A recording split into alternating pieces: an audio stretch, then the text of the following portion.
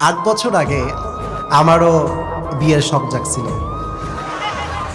তো তাই নাকি? তো তোরা পুরুষ, আমি কি পুরুষ না রে?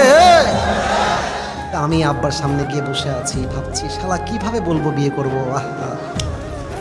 হ্যাঁ সত্য, আমার আব্বা তো শুনেই ফেলবে ও আজকালকে, আল্লাহ জানে। তা আব্বাকে বলবো, কিন্তু আমরা কিন্তু আব্বাদেরকে বলতে চাই যে আব্বা একটা বউ লাগবে, কিন্তু সাহস আর সম্মানে কুলায় না যুবক ভাই। তো যাই হোক, অনেক লজ্জা টজ্জা কাটিয়ে আব্বাকে বললাম যে আব্বা, আমার মন বলছে আমার একটা বিয়ে করা দরকার। এভাবেই বলেছি যে আমার বিয়ে করা দরকার বলে আমি মনে করছি।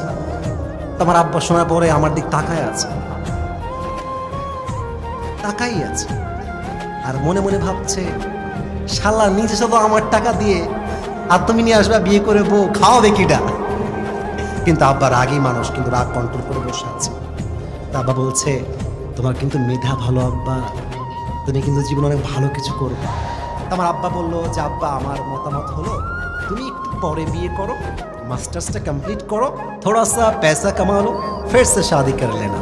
কিন্তু আমার মন তো মানে না। আমি বললাম আমার বউ এখন লাগবেই আব্বা।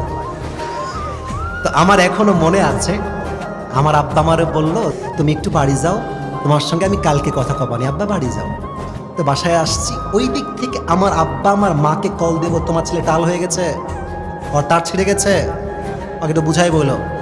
বাসায় ঢুকে দেখছি আমার মা অ্যাকশনের মোড়ে চলে আসছে। কিরে তোর আব্বাকে কি বলছিস তুই? আমি বলছি কি বলে, আমি কিছু বলি নাই তো। আরে কিছু বলি নাই। বলছে ও বিয়ে করতে চাও, নিজের পকেটে নাই 1 পয়সা, তুমি খাওয়াবা তোমার বউকে নিয়ে এসে।